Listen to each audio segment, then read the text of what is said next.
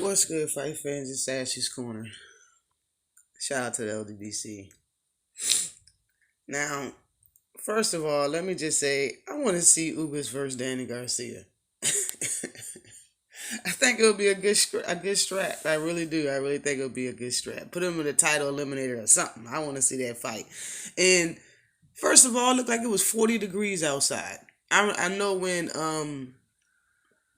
FA fought it, they said it was 50 outside, and this was what three fights after that.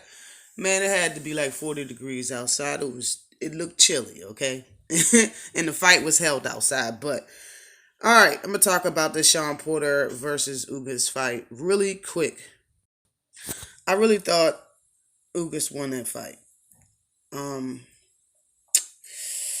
Ugas looked like a bully in there with Shawn Porter. Shawn Porter usually fights like a dog, fights like a bully, fights like a football player. I mean that kind of really wasn't the deal. Like Ugas looked a lot bigger, a lot taller, a lengthier.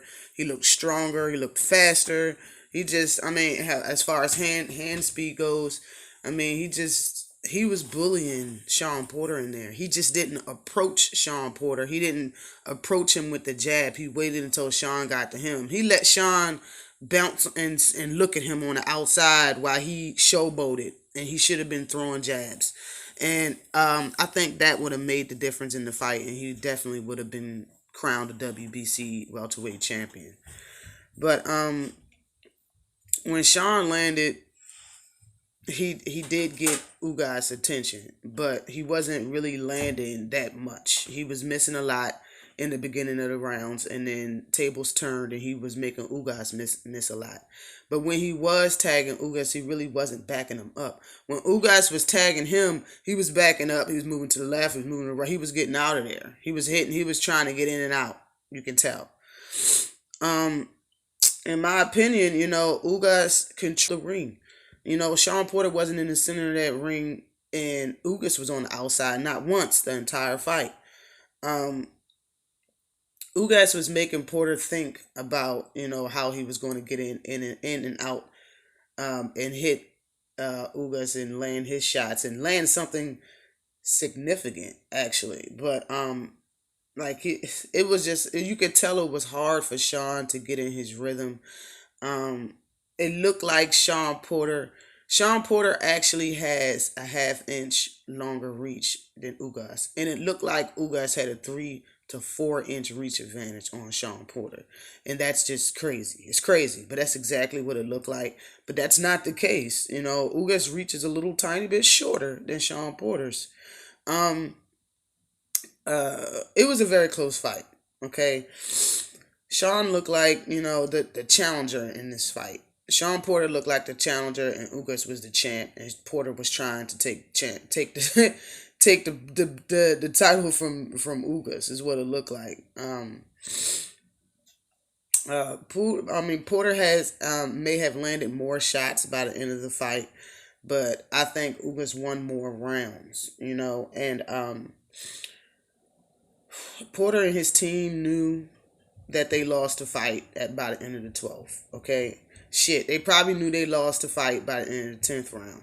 And the reason why I say that is because after the fight, I didn't capture a picture of it. I tried to. I don't know why it didn't come out, but Ugas raised his hands quickly. He was in a little bit of celebration. His team was in celebration, and Shawn Porter had the look of concern on his face. Nobody in Porter's corner, his team, his daddy, was excited after this fight.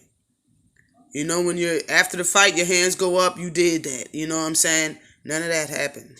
After the fight, Shawn Porter act like, he was waiting for somebody to come bring him a chair in the middle of the ring. He just stood there. His arms was down. He was looking sad, face bubbly. You can tell, you know what I'm saying?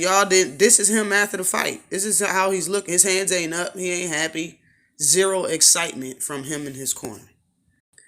They say Shawn Porter always loses in Carson.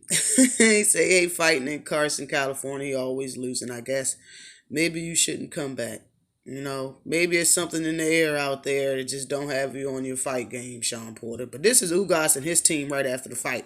They got him lifting the air and all that stuff during the round, in between rounds. Porter's Porter's trainer before the 12th round was like 3 more minutes and you'll be champion. And I was agreeing with him. I felt that. And after the what was it? After the 10th round, Kenny Porter was going ham on Shawn. In between the rounds, he was not happy.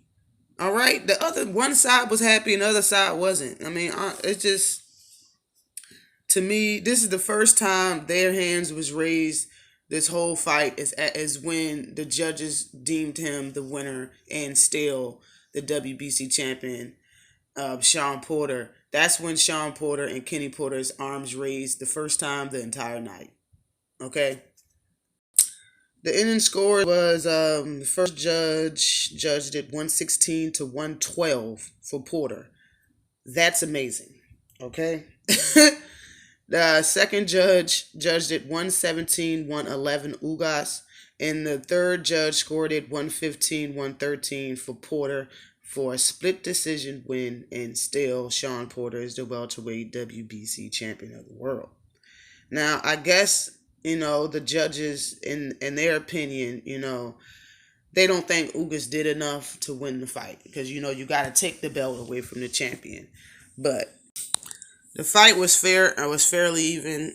After the fight, Shawn Porter was saying how he just did not want to. The worst thing he could have heard was hearing that it was a draw. He didn't want to hear it was a draw, because that means, fans and whatnot. Like, you really got to find out who won and all that other stuff. Basically, he's saying, I didn't want it to be a draw because then I would definitely have to rematch this motherfucker. And Shawn Porter sat there and said, there will be no rematch. There's bigger fight. There's bigger fights to come, which I understand. He's right. There's bigger fights to come. Only if you about to unify next. If you ain't about to unify next, then you should give Ugas a rematch. Ugas was demanding a rematch, in his opinion. He won that fight, hands down, clearly. He won it. His team think he won it, and he wants a rematch. Shawn Porter ain't gonna give him a rematch.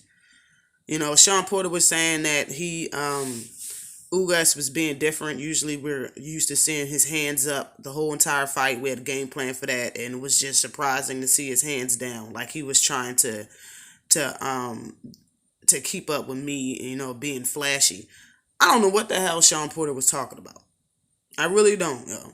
Ugas was showboating and having his hands down and doing the shimmy since round 1. All right, Porter didn't start doing that. What's his name? Earl Spence said Shawn gonna lose trying to be cute when he was doing all of that back and forth little rope. Nah, bruh, like you did look like you was doing your showboating and stuff. That didn't happen until like after the 6th, 7th round. Ugas was doing his thing since the first round, yo. He's saying since Ugas was fighting different, he really didn't know. Like, that's why the game plan changed, and he fought the way he did. Like, I don't know what to call it, But in my opinion, this is how I scored the fight. The first round was kind of even, but Ugas found his range, and Shawn didn't. So I gave the first round to Ugas. The second round was fairly even. Porter was putting the mustard on his shots. Okay, he was really throwing them hands. And he was trying to counter, but he was missing a lot.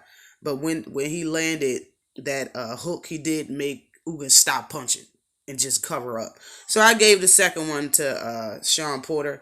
The third round, Ugas was attacking the body. He was attacking all 3 rounds. In the third round, Shawn started attacking the body, and the fight was still close. Ugas had landed just a couple more shots than Shawn by that time, and Ugas was feeling good. He was smiling, putting his hands down. He was showboating. So I get a third round to Ugas. The 4th round, Ugas was making Porter miss, and he kept landing body shots. 5th round, Ugas did a good job countering. It was a very good round. Ugas landed 56 punches to Porter's 48 punches by the end by the beginning of the sixth round. Honestly, fourth, fifth, sixth round can be tossed in the air. I honestly gave him the Ugas. Shawn really wasn't doing much in my opinion in the beginning of the fight. He just wasn't. I gave the seventh round to Shawn. Shawn was making Ugas miss a lot. Eighth round, Ugas continued to fight on the outside successfully. But, Shawn was doing this thing. That the eighth round could be tossed in the air in between Shawn or Ugas, which I gave the ninth round to Shawn. I gave the 10th round to Ugas.